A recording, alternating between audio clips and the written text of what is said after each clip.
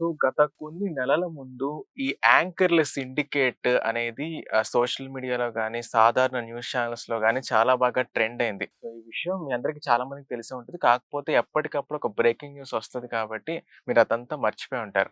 అయితే రీసెంట్‌గా ఏంటంటే దీని మీద సుమ ఒక పాడ్‌కాస్ట్‌లో ఆవిడ దీని గురించి స్పందించారు. సో, ఇంతకీ ఈ యాంకర్ సిండికేట్ అనేది అసలు ఎలా స్టార్ట్ అయింది? ఆవిడ ఎందుకు యాంకర్ సుమ మీదే అలిగేషన్ వచ్చిందనేది పూర్తిగా ఈ వీడియోలో మాట్లాడుకుందాం. సో, మనం చూసుకుంటే 'ఓబామా అయ్యో రామ' ఈ ప్రీ రిలీజ్ ఈవెంట్‌లో ఆ ఈవెంట్‌కి ఉదయ్ భాను ఆవిడ హోస్ట్ చేశారనమాట. అది కూడా చాలా సంవత్సరాల తర్వాత, చాలా కాలం తర్వాత హోస్ట్ చేశారావిడ. అయితే ఒక డైరెక్టర్ ఉదయ్ భాను గారు ఈ హోస్ట్ చేయడం, ఈవెంట్‌ని హోస్ట్ చేయడం చాలా సంతోషంగా ఉందని ఆయన మనసులో మాట ఆయన చెప్పారు. అయితే ఆవిడ వెంటనే ఏం చెప్పారంటే, "సుహాస్ బంగారం కాబట్టి నేను హోస్ట్ చేస్తున్నాను. అదే లేకపోతే అసల అయ్యుండేది కాదు. ఎందుకంటే ఇవాళ ఉందని చెప్తారు. రేపొద్దున్న అసలు లేదని జెప్తారు. ఇక్కడ పెద్ద సిండికేటే నడుస్తుంది అని ఆవిడ చెప్పడం జరిగింది. నిజంగా ఈ సిండికేట్ అనే వర్డ్ 'పుష్ప' మూవీ తర్వాత చాలా బాగా పాపులర్ అయింది. అయితే యాంకర్‌ల సిండికేట్ అని చెప్పేసరికి మనం జనరల్‌గా చూసుకుంటే ఏదైనా సరే ఇప్పుడు నెపోటిజం చెప్పినా, యాంకర్‌ల సిండికేట్ ఏం చెప్పినా సరే ఆ ఫీల్డ్‌లో ఉండే బాగా హైయెస్ట్ పొజిషన్‌లో ఉండే వాళ్ళ మీద ఎక్కువగా అలిగేషన్స్ ఒస్తాయి. సో, అలా ఏంటంటే ఈ యాంకర్‌ల సిండికేట్ అనగానే సుమ మీద అలిగేషన్ ఒచ్చేసింది. అంటే ఆవిడ ఎవరిని ఎదగనివ్వట్లేదు. ఆవిడ అందరిని తొక్కేస్తున్నారు అనే అలిగేషన్ వచ్చింది. ఇప్పుడు మనం జనరల్‌గా ఒక లేమాన్ టర్మ్స్‌లో మాట్లాడుకుంటే, నిజం చెప్పాలంటే ఇప్పుడున్న ఈ డిజిటల్ ఎరాలో మనం ఎదుగుతున్నాం అంటే మనల్ని ఆపేవాళ్ళు ఎవరు ఉండరు. మనల్ని మనం ఆపుకొని, మనల్ని మనం తగ్గించుకుంటేనే తప్ప, మనల్ని ఆపేవాళ్ళు ఎవరు ఉండరు. ఎందుకంటే సోషల్ మీడియా మన చేతికొచ్చేసింది. ఇప్పుడు మనం ఈ యాంకర్స్, ఈవెంట్స్ గురించి గనక మనం మాట్లాడుకుంటే, చాలా మంది రిస్క్ తీసుకోవాలనుకోరు. కొత్త యాంకర్‌ని తీసుకోవాలి. కొత్త వాళ్ళ ఒక ఫేస్‌ని మనం ఇంట్రొడ్యూస్ చేయాలి అని ఎవరు అనుకోరు. సో, ఎవరైతే పాపులర్ ఉంటారో సో, వాళ్ళని తీసుకొచ్చి యాంకరింగ్ చేపిస్తారు.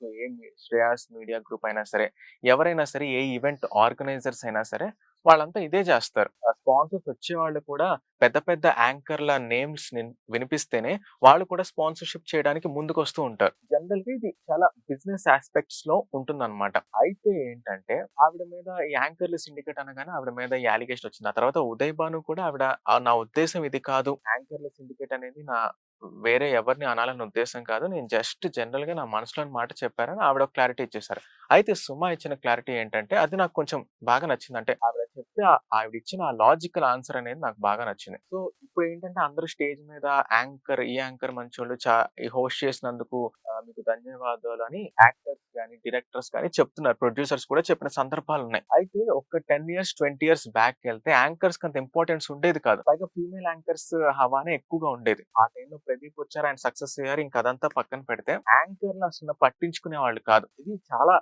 సిట్యుయేషన్ చాలా దారుణంగా ఉండేది. యాంకర్‌ని అసలు ఇప్పుడు యాంకర్‌లకి థాంక్స్ చెప్తున్నారు. యాంకర్‌లు కూడా సోషల్ మీడియాలో బాగా పాపులర్ అవుతున్నారు. సో, వాళ్ళని చూడటం కోసం వచ్చేవాళ్ళు కూడా కొంతమంది ఉన్నారు. అంతకుముందు ఏంటంటే వాళ్ళు ఏ షోస్‌కెళ్ళినా, ఎక్కడికెళ్ళినా సరే ఆ జనాల మధ్యలో నుంచి వాళ్ళని హేళన చేయడం.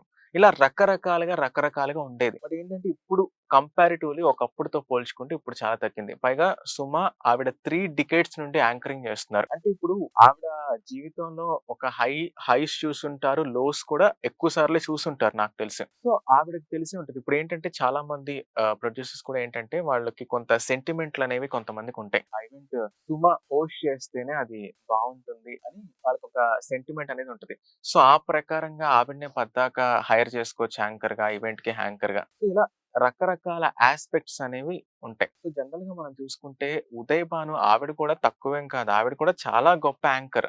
'శ్రీముఖి' గాని, 'రష్మి' గాని సో, వీళ్ళంతా గొప్ప యాంకర్స్. బట్ కాకపోతే ఏంటంటే, ఈ యాంకరింగ్ ఇండస్ట్రీలో అంటే ఆ ఫీల్డ్‌లో పర్టిక్యులర్‌గా సుమానే హై పొజిషన్‌లో ఉండేవారు. ఎందుకంటే ఎప్పటినుంచో 3 డికేడ్స్ నుండి ఆవిడ యాంకరింగ్ చేస్తున్నారు. ఆవిడ ఎక్స్‌పీరియన్స్‌ని బట్టి, ఆవిడకున్న ఆ ఎక్స్‌పోజర్ బట్టి ఆవిడ టాప్ ప్లేస్‌లో ఉన్నారు. కానీ ఎవరికుండే ఇంపార్టెన్స్ వాళ్ళకి ఉంటానే ఉంటుంది. సో, ఆవిడేం చెప్పారంటే, సో, ప్రతి షోకి నేను చాలా ప్రిపేర్ అవుతా.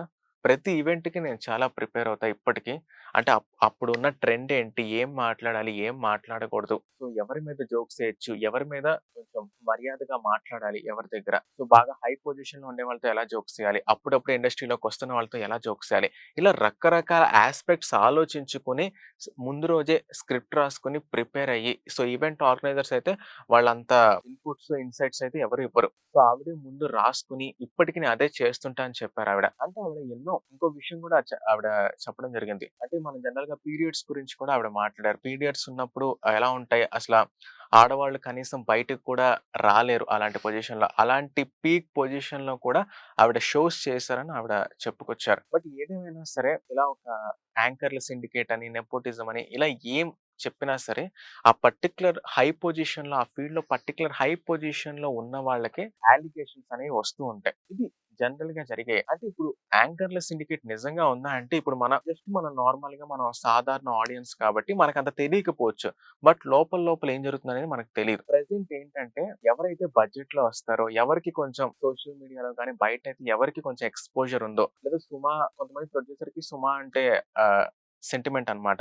అలా రకరకాల యాస్పెక్ట్స్‌లో వాళ్ళకి ఆ షో ఇవ్వడం జరుగుతుంది కానీ, పర్టిక్యులర్‌గా సుమాకే ఇవ్వాలని ఎవరు మోస్ట్‌లీ అనుకోరు. సో, ఆ టైంలో ఎవరు అవైలబుల్‌గా ఉంటే బడ్జెట్‌లో ఎవరొస్తే వాళ్ళకివ్వాలనే ఫిక్స్ అవుతారు. బట్ ఏదేమైనా సరే ఇప్పుడున్న ఈ డిజిటల్ టెక్నాలజీలో చాలా మార్పులొచ్చాయి. ఎవరైనా సరే ఏదైనా అచీవ్ చేయగలరు.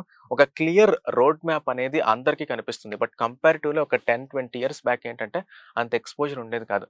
యాంకర్‌గా ట్రై చేయాలంటే ఏం చేయాలి? ట్రైనింగ్ ఇచ్చేవాళ్ళు ఎవరైనా ఉంటారా? సెపరేట్‌గా ఫిల్మ్ ఇన్‌స్టిట్యూట్‌లో దీనికి సెపరేట్ కోర్స్ ఏమైనా ఉంటదా? Anchoring course? హైదరాబాద్‌లోనే నేర్పిస్తారా? లేదా బాంబే వెళ్ళిపోవాలా? ఇలా చాలా డౌట్స్ ఉండే. ఎవరిని అప్రోచ్ అవ్వాలి? ఎలా వెళ్ళాలి? సో, యాంకర్స్‌కి వర్క్ ఇచ్చేవాళ్ళెవరు? వాళ్ళని హైర్ చేసుకునేవాళ్ళెవరు? ఇలా చాలా క్వెషన్స్ ఉండేయి. కానీ ఏది తెలిసేది కాదు. బట్ ఇప్పుడు ఒక క్లియర్ రోడ్ మ్యాప్ కనిపిస్తుంది. మనకి ఎలా ట్రై చేయాలి? ఏం కావాలి? దాని గురించి యాంకరింగ్‌కి కోర్సెస్ కూడా ఉన్నాయి. సో, యాంకరింగ్ అంటే ఓన్లీ ఈవెంట్స్ యాంకరింగ్ కాదు. చాలా ఉంటాయి అందులో. కార్పొరేట్ ఈవెంట్స్ యాంకరింగ్ చేసేవాళ్ళుంటారు. అలా రకరకాల అందరూ ఉంటారు. ఇప్పుడు షోస్ ఇంకా పెరిగినియి. ఈవెంట్స్ ఇంకా పెరిగినియి. సో, కొత్త కొత్తగా ట్రై చేస్తున్నారు. సో, కాబట్టి ఏంటంటే ఇప్పుడు మనల్ని తొక్కేస్తారు, ఆపేస్తారనేదైతే ఏం లేదు. సో, మన స్థాయికి తగ్గట్టు, మన ఎక్స్‌పీరియన్స్ తగ్గట్టు ఖచ్చితంగా మనకి వర్క్ వస్తూనే ఉంటుంది.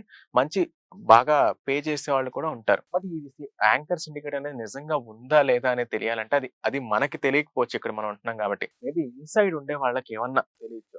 బట్ ఏంటంటే మనకు తెలియకుండా మనం వేరే వాళ్ళ మీద అలిగేషన్ వెయ్యలేము. సో, ఇది మాత్రం నేను కన్ఫర్మ్‌గా ఈ వీడియో ద్వారా చెప్పాలనుకుంటున్నాను. అంటే నా సైడ్ నుంచి ఒక చిన్న అనాలిసిస్ లాగా ఇది చెప్పాలనుకుంటున్నాను. సో, మీరేమనుకుంటున్నారో కింద కామెంట్స్‌లో షేర్ చేసుకోండి. అలాగే వీడియోని లైక్ చేయండి, షేర్ చేయండి. మన ఛానెల్‌ని సబ్స్క్రైబ్ చేసుకోండి. పక్కనే ఉన్న బెల్ ఐకాన్‌ని యాక్టివేట్ చేసుకొని మీ ఫ్రెండ్స్ అండ్ ఫ్యామిలీకి షేర్ చేయండి.